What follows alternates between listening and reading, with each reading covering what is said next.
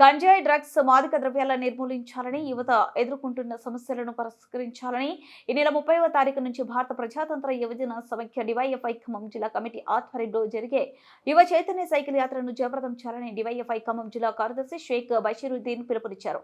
స్థానిక ఖమ్మం సుందరయ్య భవనంలో డివైఎఫ్ఐ ఖమ్మం జిల్లా కమిటీ సమావేశం జిల్లా అధ్యక్షుడు మద్దాల ప్రభాకర్ అధ్యక్షతన జరిగిన సమావేశంలో డివైఎఫ్ఐ జిల్లా కార్యదర్శి షేక్ బషీరుద్దీన్ మాట్లాడుతూ నేడు దేశంలో రాష్ట్రంలో యువత మొత్తం గంజాయి డ్రగ్స్ మాదక ద్రవ్యాలు చెడు వ్యసనాల వైపు కొట్టుకుపోతుందని ఆరోపించారు.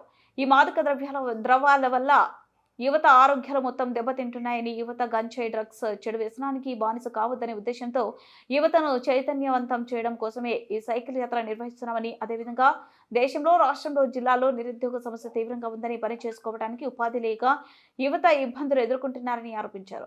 సైకిల్ యాత్రను ప్రారంభించబోతా ఉన్నాం.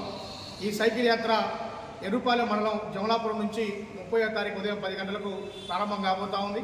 ఈ యాత్ర యొక్క ముఖ్య ఉద్దేశం ఏంటంటే ప్రధానంగా మన ఖమ్మం జిల్లాలో గ్రామాన నగరాలు, పట్టణాలు, గ్రామాల్లో విపరీతంగా డ్రగ్స్ మాఫియా పెరిగిపోయింది.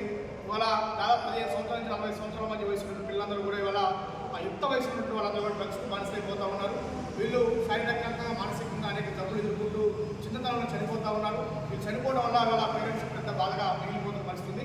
కాబట్టి ఏదైతే డ్రగ్స్ తీసుకుంటున్నారో ఈ డ్రగ్స్ వ్యతిరేకంగా డ్రగ్స్ తీసుకోవద్దు అని చెప్పేసి వాళ్ళ డివైఎఫ్ఐ ఖమ్మం జిల్లా కమిటీ యాత్రలో ఈ యాత్రలు ప్రధానంగా చేయబోతా ఉన్నాం.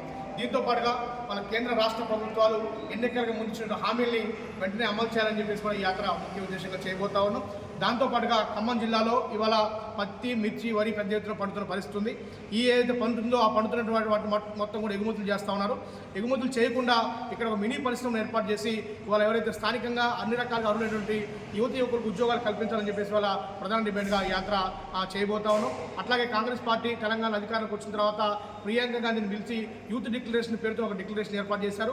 ఏదైతే యూత్ డిక్లరేషన్ అని చెప్పి పెట్టారో ఆ యూత్ డిక్లరేషన్ అన్ని అంశాలను కూడా అమలు చేయాలని చెప్పి మేము డిమాండ్ చేస్తూ ఉన్నాం. దీంతో పాటుగా వాళ్ళ ప్రధానంగా తెలంగాణ రాష్ట్రంలో దాదాపుగా 40 లక్షల మంది పైగా వాళ్ళ నిరుద్యోగ సైన్యం ఉంది, ప్రత్యేక నిరుద్యోగులు ఉన్నారు. వీళ్ళందరికీ కూడా ఉద్యోగమైనా కల్పించండి, ఉపాధిని చూపని చెప్పి డిమాండ్ చేస్తూ ఉన్నాం. ఇవాళ రాష్ట్రంలో కాంగ్రెస్ పార్టీ అధికారంలోకి వచ్చిన తర్వాత వికాస్ పేరుతో అందరికీ లోన్స్ ఇస్తామని చెప్పారు. తర్వాత అనేక షరతులు పెడతా ఉన్నారు. ఇవాళ ఎవరైతే అర్హులైనటువంటి వాళ్ళు ఉన్నారో వాళ్ళందరికీ కూడా ఎట్లాంటి షరతులు లేకుండా వాళ్ళ లోన్స్ ఇవ్వాలని చెప్పేసి వాళ్ళు డివైఎఫ్ఐగా డిమాండ్ చేస్తా ఉన్నారు. అది కూడా ఈ యాత్రలో ప్రధానమైనటువంటి డిమాండ్గా ఉంది.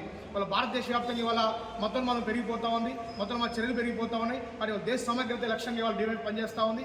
ఆనాటి నుండి 1980 నుండి ఈనాటి వరకు అనేక మంది అమరవీరులు ఇవాళ డివైఎఫ్ఐ దేశం రక్షణ కోసం కోల్పోయాం. మరి దేశం రక్షించడంలో డివైఎఫ్ఐ ప్రధాన బాధ్యత ఉంటుంది. వాళ్ళ దేశభక్తిగా సగంగా డివైఎఫ్ఐ ఉంటుంది. కాబట్టి ఇవాళ దేశ సమగ్రతను కాపాడడం కోసం కూడా ఇవాళ డివైఎఫ్ఐ లక్ష్యంగా పెట్టుకుని ఈ యాత్రలో ప్రధానంగా చేయబోతాను. ఇలాంటి అనేక అంశాలతో పాటుగా ఇవాళ ఎవరైతే యూత్ స్థానికంగా సమస్యలు ఎదుర్కొంటారో ఆ సమస్యలు కూడా తీసుకొని మొత్తం జిల్లా వ్యాప్తంగా వచ్చిన సమస్యలతో తక్కువగా కలిసి ఈ సమస్యలు పరిష్కరించడం వినియోగించబోతా ఉన్నాం. ఇవి ఇవాళ ప్రధాన సమస్యలుగా ఉన్నాయి. ఇంకా అనేక స్థానిక సమస్యలు కూడా తీసుకొని ఇవాళ యాత్ర యొక్క ముఖ్య ఉద్దేశంగా ముందుకు